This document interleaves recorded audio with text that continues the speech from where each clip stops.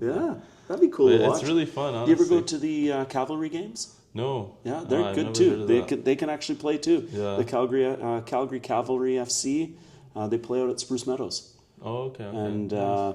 yeah, I think there's 16 games in the season, something like that. So 8 home games. I do that. I take my kid for that. Yeah. He likes stuff like Yeah, that. and it's pretty inexpensive, and being on the Spruce Meadows grounds is easy, right? Like Yeah. there's lots to walk around and see. They like horses. It's You can hanging go out, check out the yeah. animals and It's whatever good, too. yeah. So That's true. Yeah. And it's when cheap. is that? It's on right now. Yep. Yeah. Okay. Yeah. I'll Yeah, look season's into that. open. Take my son because he plays soccer. His season just ended. He plays for Eastside. how old is he? He's 9. Okay. He's 9. Yeah. He's super into it. Yeah. Is he does good? that. Yeah. He's okay. Yeah, he's Yeah. pretty good. I feel like he's so big. So it's not like the young what's it called, kids that are more agile. Yeah. Yeah. But for his size and his skills, he's pretty good. Yeah. But I think his strong suit is boxing. Okay. Like he's been boxing ever since he was a baby. Like I have bags at the house. Nice. And now he's in a club or whatever it's called, in a gym. Yeah. My buddy that I went to junior high with opened it up. He started from his basement, training people, save money, open up a freaking spa, and it's like so nice too because his location's like on a curve, and it's slightly on a hill, and it's all glass. Oh, So when nice. you drive around it, you just see all the boxing, and it's sick. I was like, Yeah. oh yeah, this guy chose a really nice location for his Love spot. that. Yeah. Yeah, and it's super affordable too, $40 a month. Yeah. And you can go every day. It's such a good workout, Yeah, and it it teaches is. them a lot. It's Especially for the boys. yeah. It's good for the boys. I think it's good. And they get to spar each other. They have a good relationship with the coach. The coach is super I mean, you cool. got to get that energy out some ways. Of course, And there's only a few ways to let that energy out. They'll if we don't help them release it physically, they're going to release it in other ways, and those other ways are usually unhealthy. So, you might stress relieve by playing some video games, but you're not getting the energy out. Yeah. So you got to go out, go for a run, go hit something. The right? aggression needs to come out. The I used to competitive love to nature bloody needs to the come out. knuckles, right? And so I don't fight anymore because I have a couple of head injuries, and I just I make all my money. I support my family with my brain, so I got to protect you the got brain. it, yeah. But I used to. I'd love it. That was your life, Getting in there and fighting and getting hit and I come home and I'd be bruised and bloody, and my wife's like, "What happened?" It's like, "Oh, it was awesome." It's She's the like, masculinity. You like that? Yeah, it's the Yeah. masculine nature. It's like making a lot of money, paying for things, and fighting, and being in sports and competitive areas is. It just I love that feeling too of taking care of my kids. It's Yeah. just that feeling of like masculinity. I think it's the top tier feeling. I remember one day I was on a hike in the mountains. This was with our first kid. And it just started hailing on us. I was like, oh my God, like we had our baby in the thing, and I was just like covering them. I was like, yeah, this is, and then I left, and I was Protecting like, my I protect family. my family. Like my kid's good, my wife's good, and freaking, let's get into this a little bit. I want to show you this guy before I forget my videos. What's this guy's name again? Feel bad not remembering his name. Where is it? I didn't upload this video? What? I sure did. What the hell? That's crazy. It was here though. I just interviewed this guy that owns a doja. He does Hapkido and martial arts, MMA, judo, not karate. What is the other? Why am I forgetting it? BJJ. Not BJJ. No. It's what the hell? Where's this video, dude? I know it was up here. What the hell? Maybe I didn't post it, but I thought I did. Anyways, cool freaking guy. He came from Greece, and he's just a real Spartan guy. Oh yeah, this guy's the real deal. He's run from Athens to here. Does all this martial arts, and he took over a doja from his sensei or his master. Yeah. Like he worked there since he was 4 years old. Wow. Freaking working out, sweeping the floors, getting his way up, and now he owns the business, and he does big tournaments and events, and That's I awesome. just feel like Yeah. you'd like that guy. Yeah. He's a cool ass guy. Yeah. And you can tell, like, with the Greeks, the Persians, even the Mexicans, like, some people are just built differently, and Yeah. they have that bloodline of savagery in Yes. them, and it's like, yeah, like you just, I don't know, There's some I you just just like don't it. fuck with. Yeah, you don't fuck with them. Germans too, serious people. I'm like, that's pretty cool. Yeah. So anyways, so your careers, you 18, 19, Yeah. 20. So, What'd you get into? you know, I just kind of did the things that were in front of me. So, I guess I got to tell you how I got there. So, we moved to Calgary. I'm 16. I do my grade 12 year. I graduate. When I got here, the beginning of that year, I got a job at the Pizza Hut down the street, and I met a beautiful girl there. And 11 months later, my dad got transferred to Ottawa. So we're moving. Really? I'm 17 years old and we're moving to Ottawa. So, okay, we go to Ottawa. And I love this girl, right? Like, Yeah. I don't know exactly what it was. We weren't dating or anything like that. I just really had this thing for her. Yeah. And get to Ottawa, and my best friend I mentioned earlier, Steph, Yeah. he moved from Germany to Ottawa. Nice. So I said, So you Steph, guys hey, reconnect. we're back. Wow. Let's do this. Ottawa sucks. I'd been there like a minute, maybe 5 days, and I'm like, you know what? Ottawa sucks. You're not going to like it here. Calgary is awesome. Let's move to Calgary. Yeah. So I had a 77 Cutlass, and we I heard loaded about that car, everything yeah. into my car, and we bombed across the country. And I got jobs at the Pizza Hut. And so I got him a job at the Pizza Hut that I was working at before, and tried to get together with this girl, and about a year later realized that the party life had just grabbed a hold of both of us, and we were just like, no, this is not the direction I want my life to go. Yeah. So sold our shit and moved back to Ottawa. Okay. And at that time I got a job with the Bay. The Bay, And the okay. Bay had Just a went division. closed down. Yeah. Broke my heart, man. It's crazy. That company that bought them just ran them to the ground. Yeah, Should have just never like- done that. they could have been around forever. It was run poorly, exactly the Terribly. problem. Anyways, go on. So I got a job with the Bay, and I was in the home cleaning services division. So that meant carpet, furniture, and furnace cleaning. Okay. So I cleaned carpets and furniture, right? yeah. And it's a self-employed kind of role. Yeah. 6 to 7 days a week, about 10 to 12 hours a day. I was cleaning carpets and furniture, Working and hard. I was working my ass off, Holy and I tried to, trying to make money so that I could build a bit of a foundation to build a life off of. Yeah. Save up. Yeah, exactly.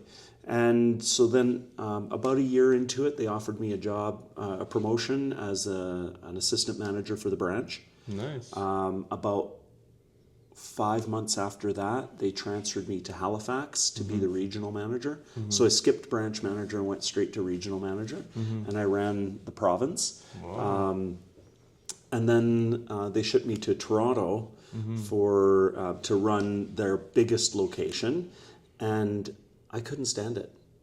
So how old were you? around so this time? by then I was 25, 21, 21? 20. And you were already a district manager. I was Like a district big manager. manager. Yeah. In fact, At a- I remember going for a walk with the guy that ran the nation, and he said, "Listen, my boss who lived in the States, because it was a division of the Bay, or it was made to look like it was the Bay. Yeah. My boss who lives in the States really doesn't like the idea of me hiring a regional manager who's only 30. So you got to keep a lid on it." I said, "What do you mean 30? He said, "Well, you're 30. So like I said, "No, I'm not 30. He said, "How old are you?" I said, "I'm 21. He's 21. You better not fucking tell anybody." So, That's crazy. so we just kept a lid on it, and yeah, but it was hard work, and it wasn't fun work, and so I started to get really. I had a hard time. What was with the it. work? Like you just had to organize certain It was cleaning It situations? was organizing a bunch of contractors who didn't give a shit about the results. Yeah. So it was constant customer service, and this is the start of where I developed my service skills. Yeah. It was in dealing with the complaints. So I was that always means the like guy. the standards, setting That's right. standards, And standards. then delivering on those standards. Yeah. So, I had to train the guys. I had to deal with the schedules. I had to deal with the customer service issues and all that. So I wasn't enjoying it. The girl I was with at the time wanted to move to Winnipeg, where her family was, and so I said, "Sure, I'll go to Winnipeg." So you quit. I quit Quit. and moved to Winnipeg, Wow. and then started looking for a job. Yeah. And the job I found was with Future Shop. Okay. And they happened to send me to Calgary for my training. Yeah. And so I called some of my friends that, because I'd What lived was here the for a little position? while. Salesperson. Sales? Yeah. Okay. So I worked in the computer department. And back then, Future Shop had a week-long training that they put every salesperson through. Really? You had to go to sales training before you could go on the floor. And they Which taught is us good. everything. It was fantastic. It was a really great training bed for learning how to sell, learning the difference between feature selling and advantage selling, benefit selling, and it was a really great learning experience for me. But the cool thing that happened when I came to Calgary for my training is I called some of my old friends, and that girl I told you I was in love with, Yeah. I called her too. So you were kind of off with the girl that you came back to Calgary with? I didn't come to Calgary with her. She was in we were Winnipeg. living in Winnipeg. Yeah. And I came back to Winnipeg and I broke up with her. Yeah. Because I connected with, With your my future the wife. other, yeah. Oh, that's your future wife. Yeah. Wow. Okay. So she was the right girl. I met her when I was 16. We just weren't ready yet. Yeah, right? yeah. So, so we end up, she moves to Winnipeg. I'm working at Future Shop. Yeah. And that skill that I had developed in the carpet cleaning business Yeah. of customer service Yeah. became the most valuable skill at Future Shop. Really? I was the guy, as a department manager, anytime somebody would come in from any department Yeah. that was upset, wanted to return something, I was the guy that dealt with it. I was Okay. the customer service guy, essentially. Because, and I loved it, because somebody would come in to buy something they wanted. It's not like Future Shop goes and bangs on people's doors and convinces them to sell something or to They're- buy something. They're certified. It's a already, destination yeah. location, right? So they come to you, they want They want a something, TV. They want a sound then they system. come back and they're upset. Well, that's because we let them down. So Yeah.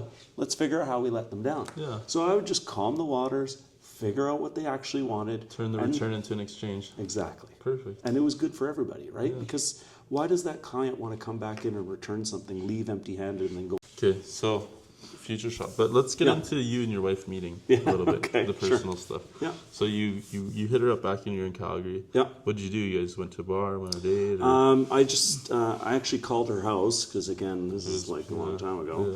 And I talked to her mom. She was at work, and I talked to her mom, and I met her. I knew her met the mom a mom, little yeah. bit before. So Tanya called me when she got home from work, and But that looks good too, because you're like just talking to the mom and making yourself look nice, and the mom's like, "Oh, this nice boy called me." yeah, she said, "Gord, like Gord, like." Yeah.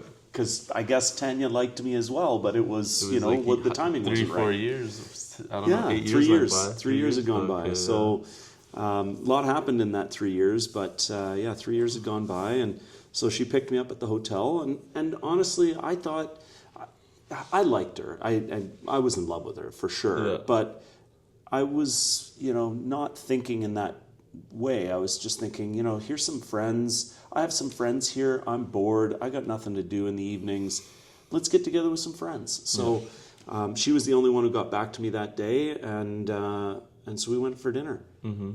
And Where'd as you soon go? as she picked me up, we went to Pasquale's Pasquale's on McLeod. It's still around? Yeah. Oh, Yeah. Italian spot or what? It's the owner's Portuguese. Portuguese spot. Oh, okay. Yeah. Cool. And we went there, and the minute she picked me up at the hotel, I was Yeah. like, oh man, my life is going to change. Really? Yeah. As soon as I One of saw those her. girls, yeah. Yeah. Well, I mean, the One of first those time I saw her, feelings, yeah. the first time I saw her, I knew I wanted to get to know her better. 100%. Within 4 months of it, I mentioned my buddy Mark, who you remind me of. Yeah. I told him I'm going to marry her. Yeah. And he's like, you're a fucking fucking idiot. There's Really? no way you're going to marry Yeah. that girl. Yeah. Look at her. She's way hotter than you could get. Never mind, she's got a boyfriend. Yeah. Like, leave her alone. Yeah. I said, no, man, I'm going to marry that girl one day. Yeah. So he was one of my groomsmen at our wedding. Nice. And yeah. he got up and he told that story. Wow. So, yeah. It's like this guy pulled it So, off. yeah. Because, I mean, there's something about her, even today. Like, I'm still in love with her. I head over heels still. That's perfect. Yeah, Congratulations. she's my man. best friend. She's there's nobody better. That's good. That's good. That's so- how I feel about my girl too. Yeah, that's the way you should feel. It's nice, man. It's It like is. especially the not the anticipation, the build up. Yeah. I think those 3 years you spent apart, Yeah. she's in the back of your head, you know. And mine too was just that build up of like, it's been a long time coming, you know. Yeah. And I grew up around my girlfriend. She's Chilean, and our families kind of grew up together. And Yeah. we grew up together since 2, 3 years old, 4 years old, 5. Oh, And wow. I was like, oh, this girl's so pretty, da da da da. And I was like, and one of my uncles dated one of her aunties, and Oh, yeah. that brought us close. And Yeah. then I was just obsessed. I was like, because I don't know, I think it's because I'm Hispanic and I'm brown with brown eyes. When you see a Latino that's light skinned with green eyes, it's like, whoa, it's like, Oh, yeah. why do you look like that? You know, That's all special, the Latinos right? are like brown like me, right? Yeah. Or like brown eyes at least. And then I was like, yeah, that becomes like a, yeah, like There's an attraction like an there, attraction, yeah, and for then sure. I'm like, wow. So then, Yeah, my girl, And blonde hair, blue eyes. That's another you know one of what I mean? those. Like, yeah, I know what you mean. It's nice to see the contrast, Yeah. you know. So then, Yeah. but yeah, so then, anyways, so you get into Future Shop. Yeah, You're back so- at Winnipeg. Yeah, so I What worked there for happens 3 next? years, and about a year and a half into it, Tanya and I decided we didn't want to do another Winnipeg winter. Yeah, So probably we, cold, so. yeah, man, it was brutal. There was a couple of. We were actually there. We left in '98. Yeah. And in '97 they had the flood of the century. There was this crazy storm that. Yeah, just that- in time. Oh man, no, we were there for it, Oh, you were and there? and Oh. so Oh, yeah, you said much snow 98, that it shut down the whole city. My windshield wipers actually froze to the windshield. They were swiping and stopped, and then they froze and burnt out the motor. Like, it was crazy. So we just decided, that's enough of Winnipeg. Yeah. So we moved back to Calgary. We both transferred our jobs with Future Shop, because she got a job with Future Shop as well. And so we both transferred our jobs so we had income, and then started in Calgary, and then just sort of worked our way through. Future It's pretty Shop. interesting. You guys have been working together for a long time, then, eh? Yeah. Holy, you Yeah, guys really we- are best friends. Yeah. I don't know if I could work with my girlfriend every day. That's wicked. She No, I'm just honestly, kidding, she's but- my favorite person. Really? Yeah, she's the person I want to spend my time with. Oh, okay, Yeah. so then it So works. it That's works fun. great, and she's also incredibly capable when it comes to her role in our marketing department. She's as good as it gets.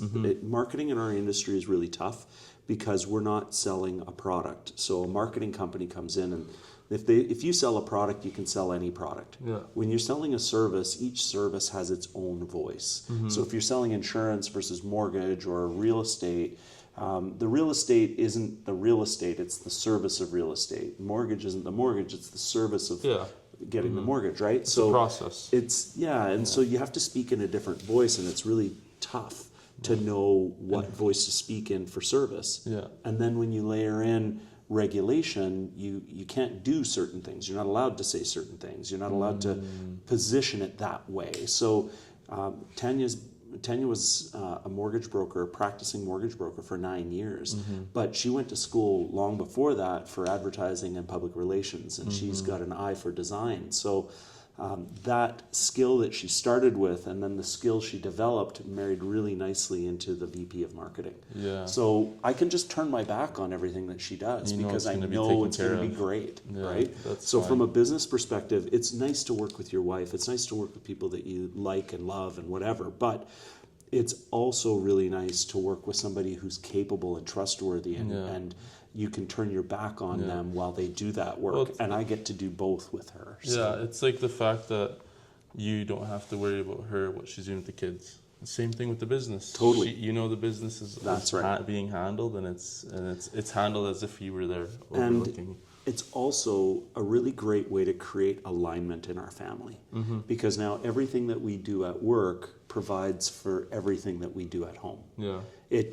All of the efforts that we put in this business provides for our kids' future, provides for our personal goals, provides for the house that we're in. Yeah. So there's no, oh, you're sitting at your desk again? Yeah. Oh, well, can't you just Yeah, spend there's some... no nagging about There's work. none of that, right? Yeah, that's actually a good point. So Because that's a big problem in modern marriages. it can be. And it's a big problem with the housewife situations. Yeah. That I never even thought about that. Because So that happens it really to me helps a a lot. lot. My girlfriend's always like, oh, listen, you always And the out, message is, you I know, love yeah, you. I so want to it's spend time with you. Yeah, It and doesn't I'm like- always come out in that way, Yeah. but that is the message. And yeah, the that's family tough for misses me, you. Yeah. Mm-hmm. And I miss the family too. Yeah. I have to do this in order to provide for the family. Yeah. And we never it's have my that purpose debate. too. And Right. It's my purpose and it's my enjoyment. It's my life. And yeah, I really resonate with that. That's a good idea. And I Yeah. want to open a business with my wife, my girlfriend. I'm like, but she says she's not ready. She's like, I'm not ready right now.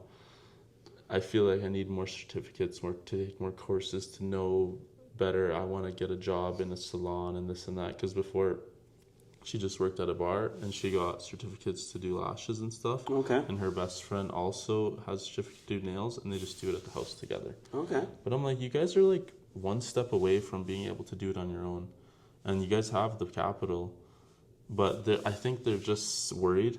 I think they're just don't want Yeah. to go under. You know, if you don't take But a they risk, have the you can't customer get... base. you That's can't the get thing. there, though. They have the customer base, and I Yeah. was telling the girls, I was like, you girls have the customer base, like That's already. the hardest thing to build. Yeah, and you already have it. 1 or 2 clients a day. Imagine if you had an office or a space. Yeah.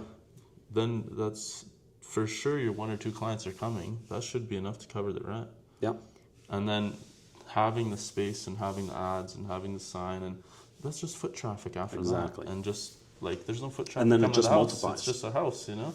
Yeah. This is it. then That's what I was telling you. And then on top of that, I think the customers that you do have that aren't coming consistently, it's because they're going to other places That do have retail that location. do have retail location. But you know, I get it. She just had a baby. Well, you gotta And it's- find the time. It's never going to be perfect, though. That's No, the hard that's thing the to thing, yeah, I communicate. keep Is telling her. there's never going to be a perfect time to do it. Like, you know, when's the perfect time to have kids? When's the perfect time to take that next step? When's the perfect time to buy real estate? Whatever it is, you can look and analyze the data, and analysis paralysis. But the reality is, if you don't take a step forward, you're always going to be in the same place. Exactly. That's how I felt about investing.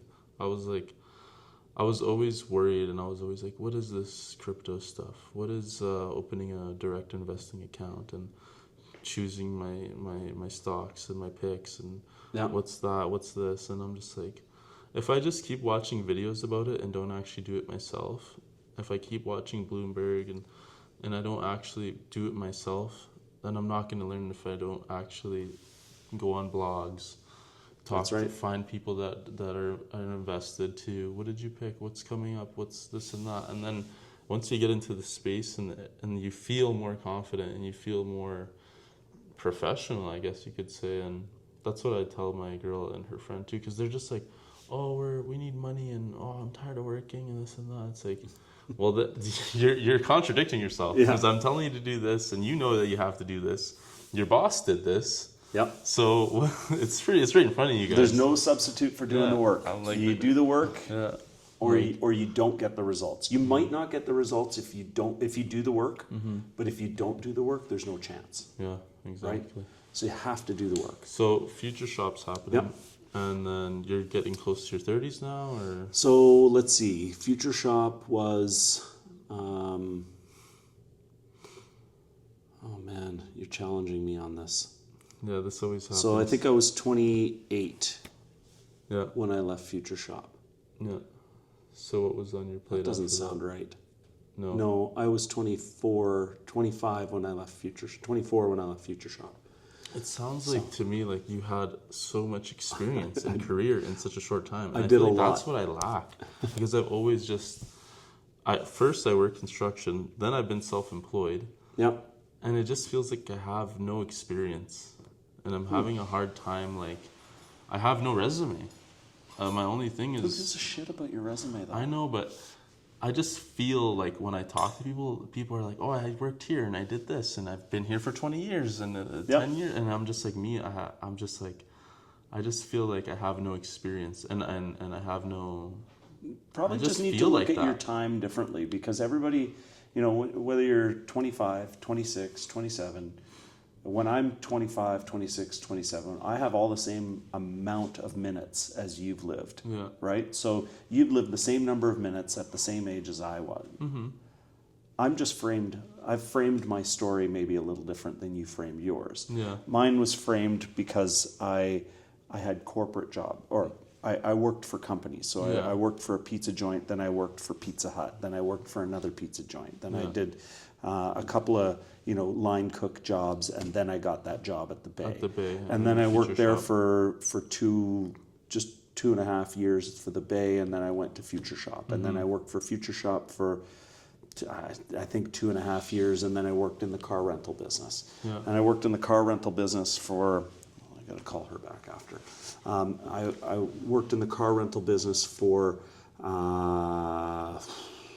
5 years, Yeah. 5 and a bit. Yeah. You're doing with but, Hertz or with I worked Enterprise? I worked for Discount Car Rentals, and then I worked for Enterprise. Okay. But within those, like that, I had a job here, really doesn't matter. Really? What matters is, what did you do there? What did you learn there? Yeah. And so your job in construction or your self-employed role, what you're doing right now, the reason I agreed to do this with you is not for the social content. Yeah. It was because of the statement that you made, which is, I hope it works, but either way, I'm learning as I go. Yeah. Yeah. And that's the reason I wanted to do this with you, because it's the learning as you go. It's not the what you did, it's not what your title was, it's what you take from that situation and bring forward with you. Yeah. Because that skill development is something that you can only get. That's what I mean when I say there's no substitute for doing the work. The skill development comes from doing the work. And you're doing the work. You're meeting strangers. That's hard to do. Yeah. That's something most people don't feel comfortable doing. Yeah. And in fact, a lot of people are resistant to being met by a stranger. So 100%. you probably had a lot of doors closed on you. Of course, tons. My business partner says, if you can fall on your face every day, you should. Fall on your face as agree. much as you can, because that's where you learn. That's where the growth comes from. And- it's not from succeeding. Yeah. It's from the falling on your from face. That's how you get to And the I noticed succeeding. that every time I get discouraged, because I do, people are like flaky with me, or they make empty promises, and then I'm like, frick, man, like I want to give up, or I do give up for a day or two or three, Yeah. and I'm like, and then I'm just like, what's going on? Everything's falling apart. But then it's that when I talk myself back into it, okay, talk to this person, meet this guy, approach this person, see what comes out of what, and then I'm like, okay, and then it's like a cycle. Every week I get down, and then I get up, and then I start learning, and I start motivating myself and looking at, well, this did go well for you, or this is happening, and if you give up, it's not going to happen anymore. So I'm like, I can't give up. Like, Can I give you a little advice? Yeah. Set some time once a week to do that review with yourself. Yeah. So not just when you're down and then you feel like you need to find a way to get yourself back up, but set a time every week where you just do that check-in. When things are going great, you do that check-in and evaluate, like, how am I doing on my goals? How am I doing with this, the money-making endeavors? How am I doing with my family? How am I doing with myself? Am I taking care of my health, or my, whatever your personal priorities are? 15, 20, 30 minutes. This is something I learned from a guy in our industry. His name's Carter Zimmerman. So I'll definitely give him credit for that.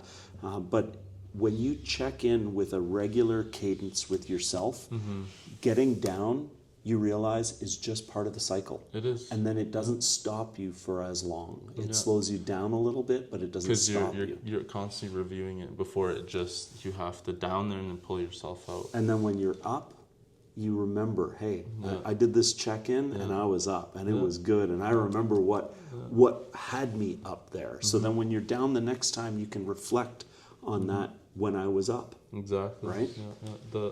That's what I appreciate about guys like you and that take the time to talk to me and all this stuff. It's because, yeah, sure, I do for the YouTube, but I really do it for me. Because what kind of inspiration, advice, and knowledge, and just what can I appreciate out of this, out of every person. And a lot of people, I feel like they do it because they wish someone did it for them, They wish, oh, I had a guy that kind of talked to me or this and that and Totally. told me all these things. And that's what I tell my little cousins too. It's like, I don't want you guys to freaking just waste your time, That's why I tell you guys, do this, do that. I wish I would even thought Yeah. to ask somebody a question. For sure. I put my head down and I just did the next thing that was in front of me, and I never actually planned any of it. Really? And even just taking the time to think about where you want to get to is huge for being able to accomplish goals. But then you're taking so many additional steps. I think you should be proud of that. I am pretty proud of it. It just feels like I haven't gotten there yet. It feels like that. Yeah. And it feels like I'm just in the process still. And It's hard to be on the journey, right? I'm hoping, and I'm very faithful, but once I get there, then I'll feel a lot better. But Yeah. right now I'm in the process still, and it's hard, It's really Well, hard. you never get there. Yeah. Right? That's true. 'Cause you're It's gonna always a move your chase. goals. It's always a chase. Yeah, you're gonna move your goals. You got to move the chains every time, right? true. So Yeah, you're right. you just got to get a first down. Yeah. Is all you got to do. Yeah. So after Future Shop, you were in the car rental So business? I went to the car rental business as an account executive. I was working for Discount Car Rentals, and I focused on the insurance business. And so the way they position themselves, Discount Car Rentals did, is the same way Enterprise does, which is in insurance and body shop replacement. So they do have a retail element where you can book a car and get a deal on a rental for the weekend or whatever it is. But their primary source of business is the insurance business because it's predictable. And in the car rental business, you have to run 92% utilization with your cars. If they're not on the road 92% of the time making money, you're losing money. Okay. So that includes when they're out for oil changes, when they've been in car accidents or whatever's going on, right? So you got to have a pretty tight ship. Yeah. So I got to learn about how the business is run. And again, continue to develop sales skills. So I would sell to the insurance companies, and eventually Enterprise was the big company and still is the big company. In those days they were, and they still are. Yeah. And I took some business from them. So they came after me and recruited me to go work at Enterprise. Wow. So I worked there for a couple of years, but So I was too what do you old by mean then. Selling insurance, like you're getting packages for the whole dealership, or like No, what's so the I was selling to the details? insurance company. So I would say, I would go in there and become their preferred car rental supplier. So you get in a car accident, you call your insurance company, they'd say, no problem, we're going to have Discount give you a call to get you into a rental car. They're going to be on the phone with you within the hour. Okay, so that's the process. Yeah. you're So in. my job was to get those preferred relationships with the insurance companies. Oh, that makes sense. That makes a lot of sense. Yeah. So then you're doing that. Then you finally get into mortgage and real estate banking, finance, or Let's see. what Yeah, happens? that was when I got into it. So I was in the car rental business, and I was working for Enterprise at the time, which is a great company for a young person to work for. And if you start young, it's unreal. Really? It's unreal how much money you can make working at Enterprise Rent a Car. Really? Like, Because what, this you get sounds- commission? This or- sounds stupid. Yeah. No. Or they just So pay how it good works salary? is when you start, you're 6 days a week washing cars, renting cars, everything else, making a little above minimum wage, not a lot. Yeah. And then the next step and the next step and the next step, and it's all very small incremental steps. But when you go past branch manager, Yeah. if you go to area manager, you're probably 250. What? When you go to so the area manager, then it's regional manager, and the regional manager, there's probably in Alberta, there's probably 6 of them, and best guess is they're making $600,000-700,000 a year. What? The guy that runs Alberta, one guy runs Alberta, probably making 6-7 million a year, Nice. literally He's doing good. renting cars. What? The guy that runs Canada is probably, I don't know, in the you know, eight figure range. Like it's out of control. Yeah. But And now it's there's lots of not small companies easy. too Oh. that are renting cars that Yeah. even if you go climb up their ladders, you're doing pretty good too. Well, What do you think? they're not the same. No? they're not the same. not So as- Enterprise is not a publicly traded company. It's No. owned by the Thompson family out of St. Louis, and Yeah, I saw the they Enterprise owner make story. Yeah, it's pretty ridiculous, crazy. Yeah. ridiculous money, and it's because of the volume of cars. Yeah. It's they make some money on renting cars, but they make more money on the the buying and insurance. selling. Oh, on the buying. So they buy them at a discount, they run them for 6 months, and then they sell them to the marketplace, right? Yeah. And so they sell them for more than they paid for them, Yeah. and they got to make a little bit of money along the way. That's good. So Yeah. it's a pretty interesting business, but it is a great place to learn about business. It's a great place to learn about work. It's hard work, and it's for a younger person. I was at the beginning of my family being started, so my daughter was about a week old, and I said, I can't work here anymore. I worked for another 11 months there, and then that was the end for me. And I went from car rental to the moving industry. Moving industry. Yeah, so like relocations. So I was Oh. working for a company that was part of United Van Lines, and I was a regional sales manager for them. So that was this. From there, I got into mortgages. So as a regional sales manager, I ran Western Canada, and we were a top tier moving company. We were the most expensive moving company on just about any quote that we went in on, and we were doing incredibly people well. still paid. Oh yeah, because we had the reputation, and we had movers. A lot of them are picked up on Cash Corner from every moving company. Yeah. And this company no longer in existence, but this company had all professionals. So it was a very high level of service, and, Sorry, I and didn't the think standards this were was there. on. Go for it. Hey, I'm just conducting an interview. Let me call you back.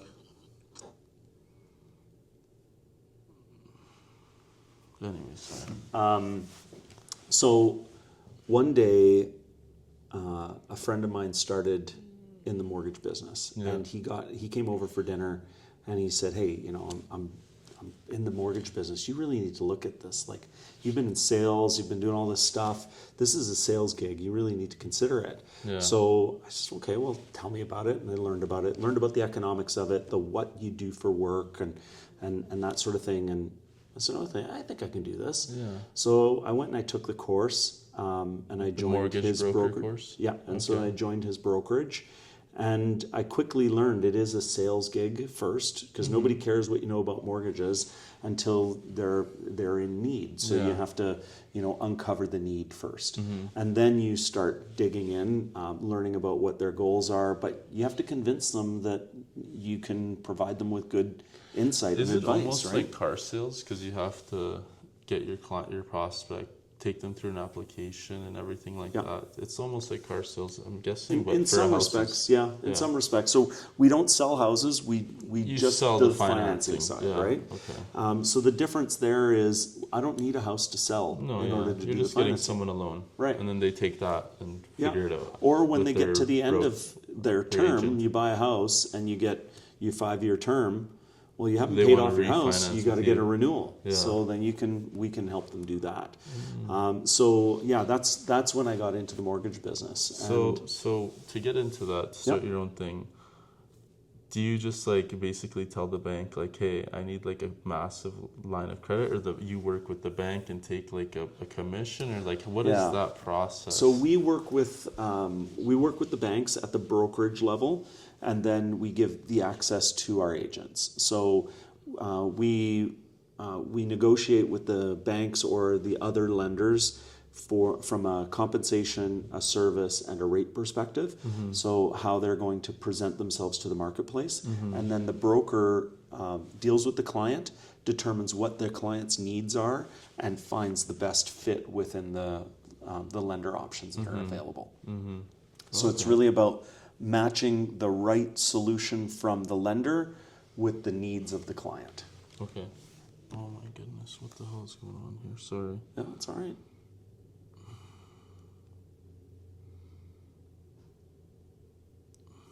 Sorry, man. What the hell is going on here? It's all right. I just got to check my Yeah, timing here. check your phone.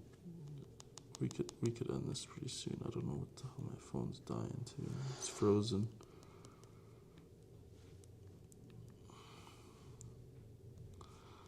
What the hell is going on here? Why? Look at this. This makes no sense.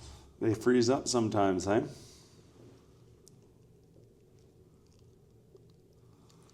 This is crazy.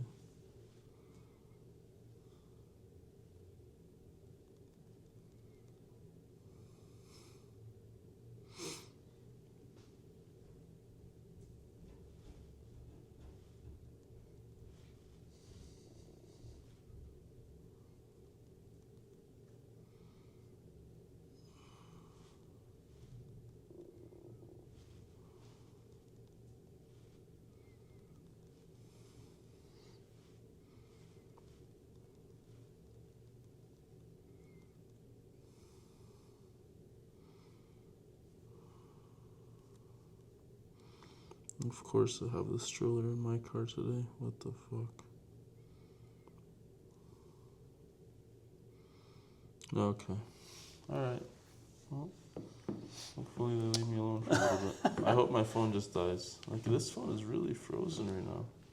What the hell is Mine was going on? janky yesterday. I took it in the Just gonna water turn it off.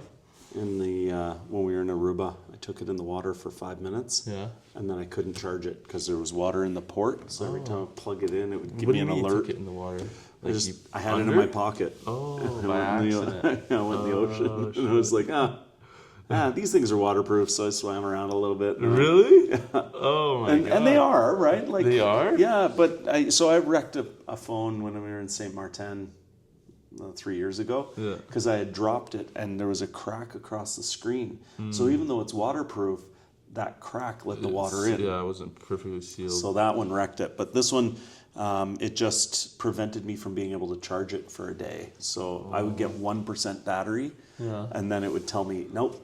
And then so I could do a few things, and then it would die, and then I have to plug it in again, get 1%, turn Should've back put it in a on. bag of It's rice. like, yeah, but I needed to use it. Yeah, I guess So, that's true. yeah. That's funny.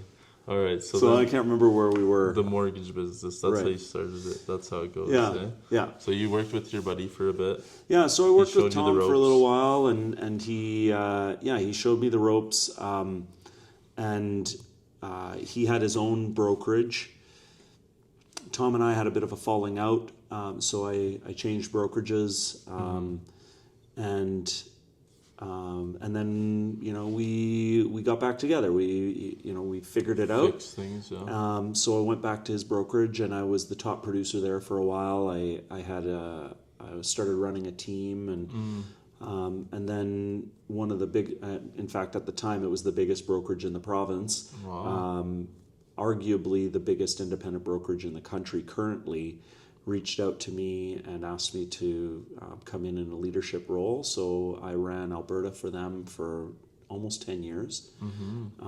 At that time is when I got my wife into the business. I got her license so that she could take over my book.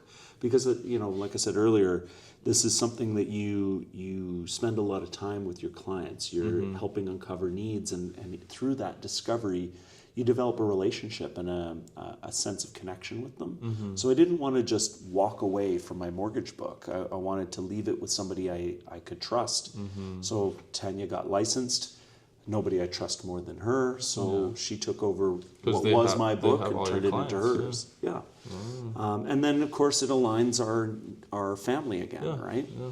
That's good. So she took over the book, started running that, and I ran the province for this company. And then after almost 10 years,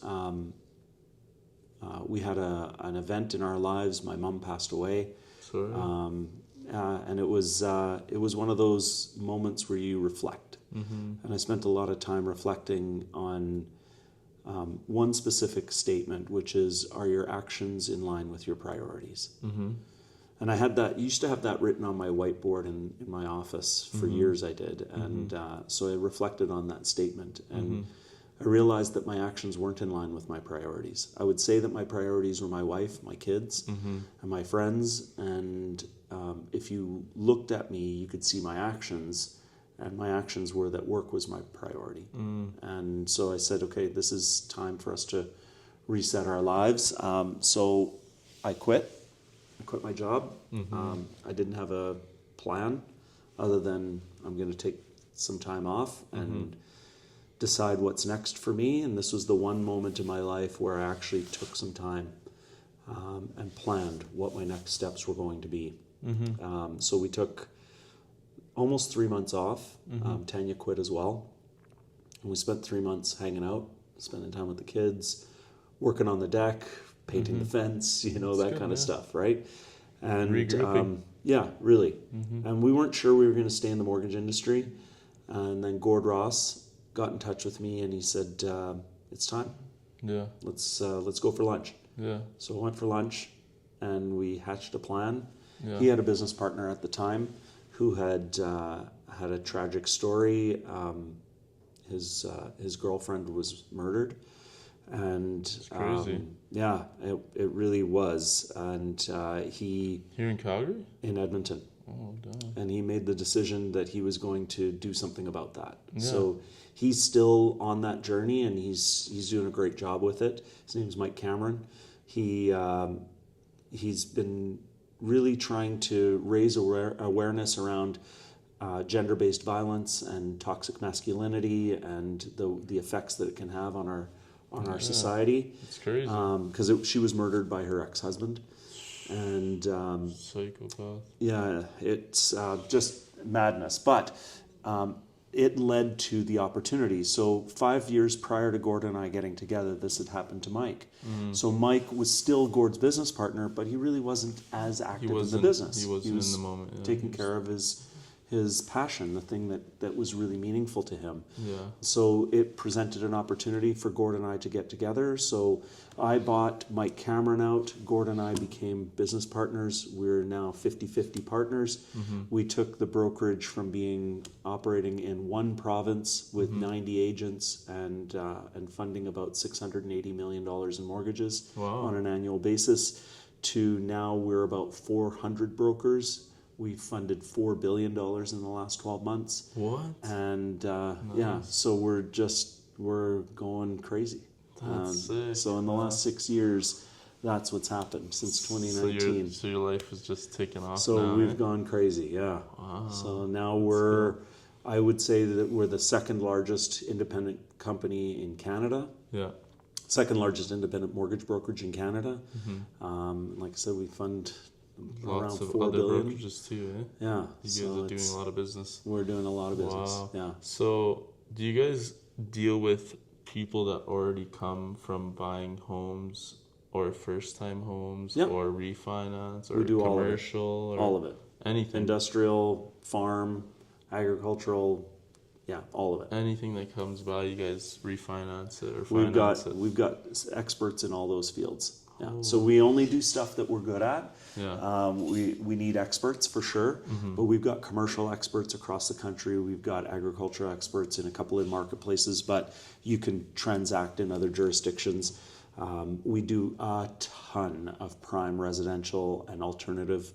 In some markets they call it subprime. We call it alternative in Canada. Yeah. But private lending, we do the gambit.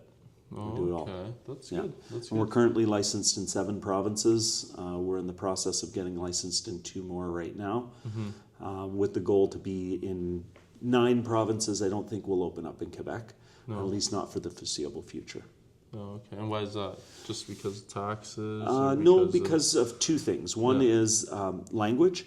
So at the head office level, I'm the only person who speaks French. Yeah. And it is a requirement in Quebec that you have all of your departments, of course, speak French so that you can service the team that speaks French, Yeah, right? So makes payroll, marketing, everybody would have to speak French.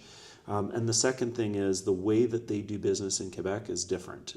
So the transaction is very similar between BC, Alberta, Ontario, Nova Scotia, in the way the transaction flows. You have to have a license in each of those provinces in order to do it, but the transaction is similar.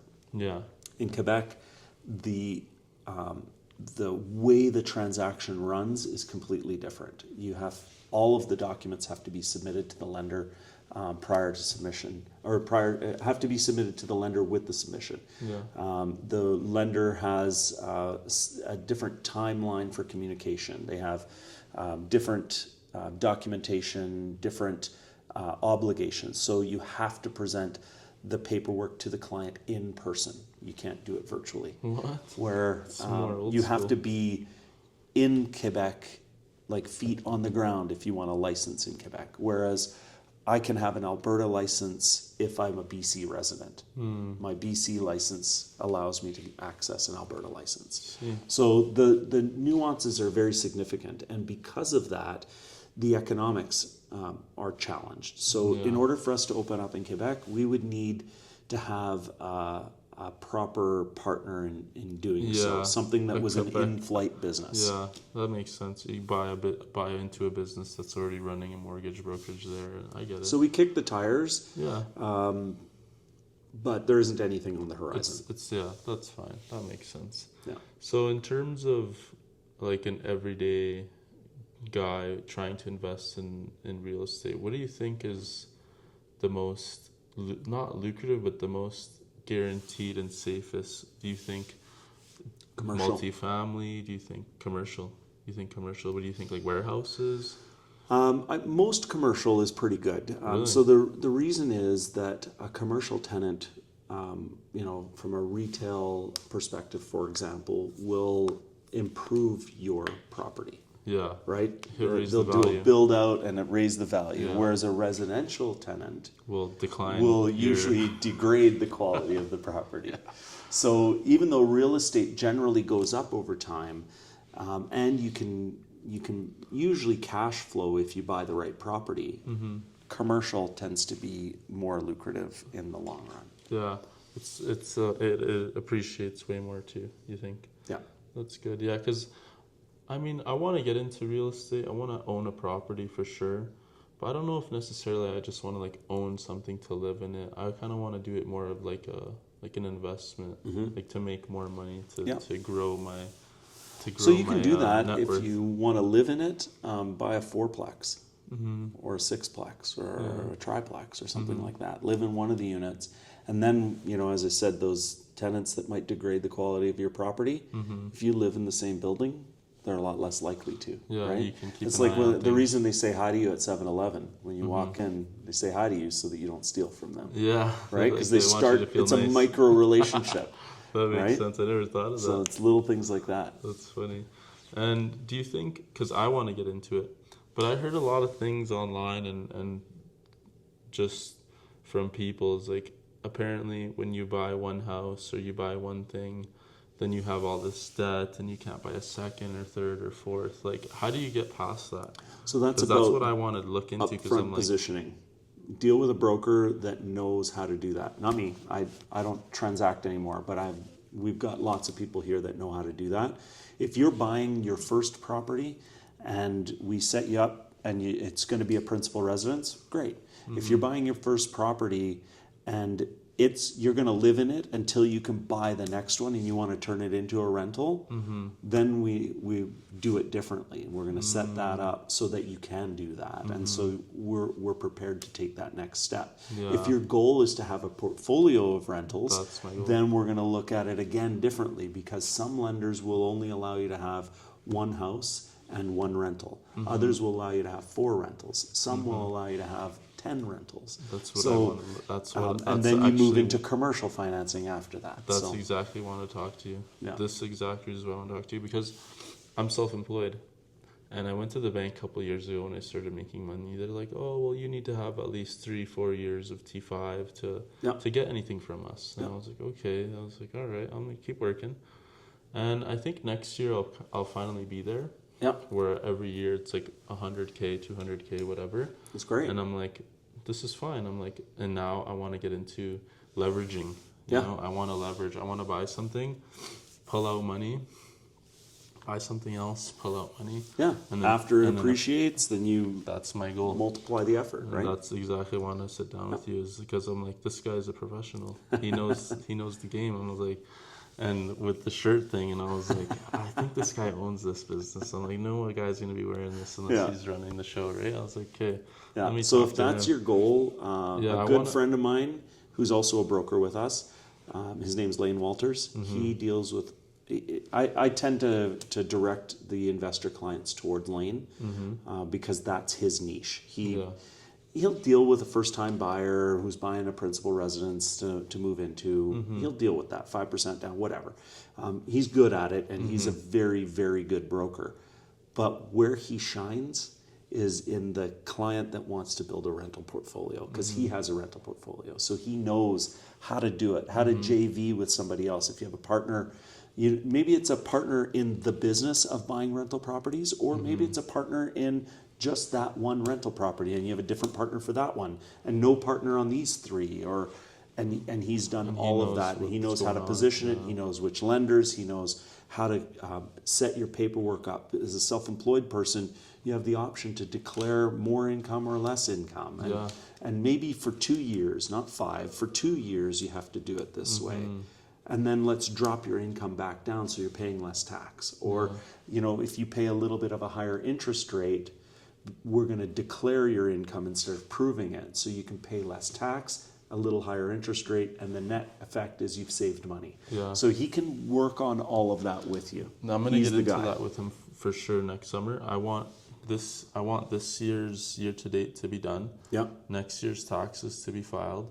And then I have 2 solid 6-figure T5s to show. Done. Yeah. And then we can move on. Yeah. I probably need like at least 50K, maybe more probably. Need Honestly. 20% down for a rental, Yeah. 5% down for a principal residence. Yeah. So if you move into it and your goal is to have it as a residence, then you can put 5% down. Yeah, I think that's And more in affordable a for few me. years, when you have equity built up and you decide, okay, now I'm going to pull some of that equity and I'm going to buy a rental property, then we rejig, right? Yeah. So, or maybe you turn that into a rental property and you buy a new residence for yourself, and then And then move up. work your way up. That's exactly. So there's a what we few get different into. ways that you can do it, and then you also appraise the property when you move out of it, so that you can crystallize that value gain as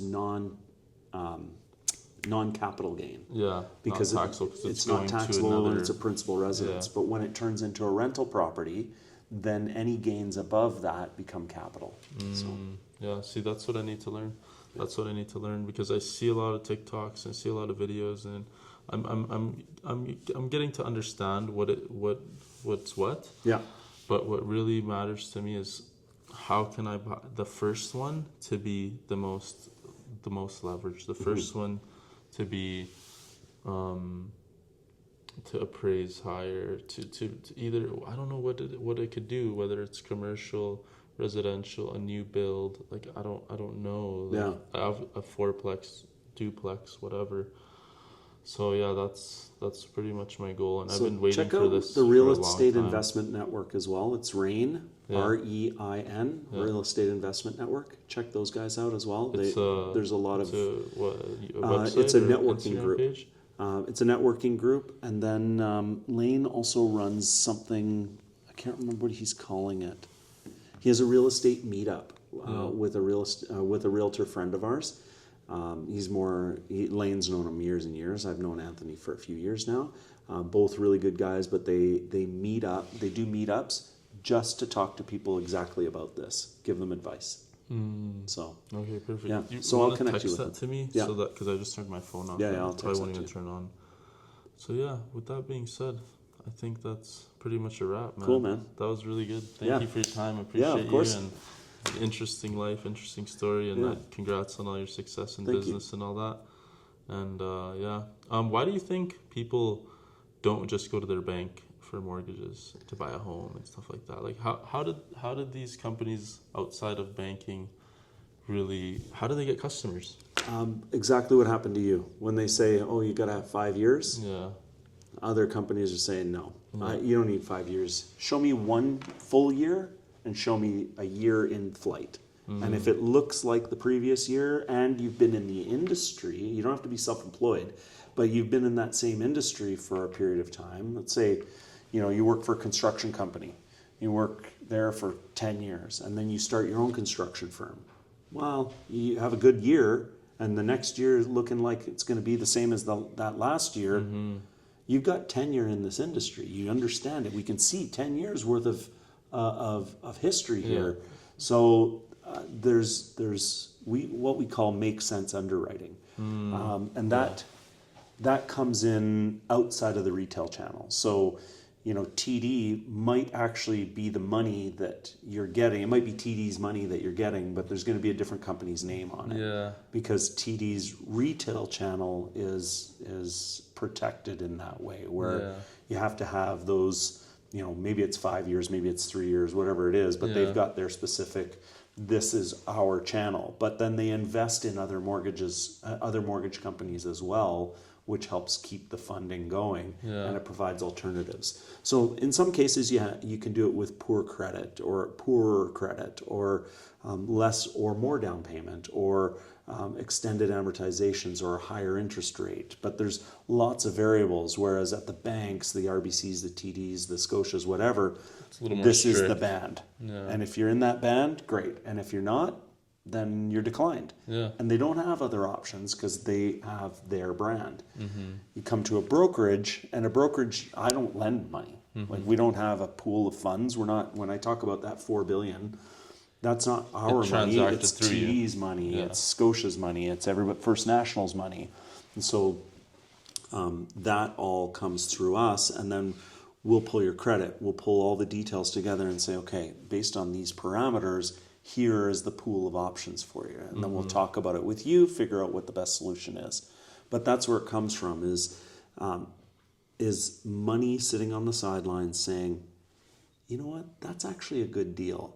That doctor that has bad credit because he still has his student loans that he hasn't paid off yet, he's still a doctor, and he's still making a lot of makes good money. money, yeah. And so we still want that client. We want that mortgage because we know he's going to pay it. Exactly. So, or, that self-employed person, I understand that. I'm self-employed too. Or, that's where the solutions come from, is people saying, I believe in that. Yeah. I see the path through this application to success. Yeah, for sure. For So. sure. Yeah, that's good. That's good. Yeah. Yeah. That's how I feel about how the fact that like everybody pays rent, Yeah, but not everybody. They won't give everybody a mortgage, but somehow everybody pays $2,000 a month still. that's right.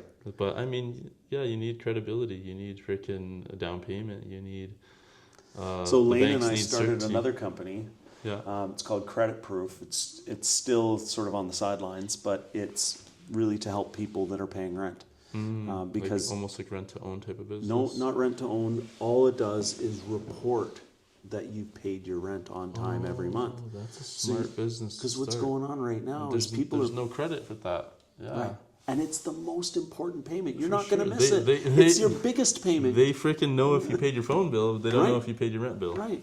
That's and crazy. the rent should be heavily weighted, right? It because should it's be a big affect your bill. score, yeah. Yeah. So makes sense. so we caught wind that Equifax is now trying to capture this information. So we're now trying to Build a database. we're working with and a Equifax website to grab that information too. That's really smart. So, yeah, because we're gonna be then going that to helps the public. landlords. That helps the public a lot. Absolutely. That's really good. And this is where mortgage brokers live, is in helping.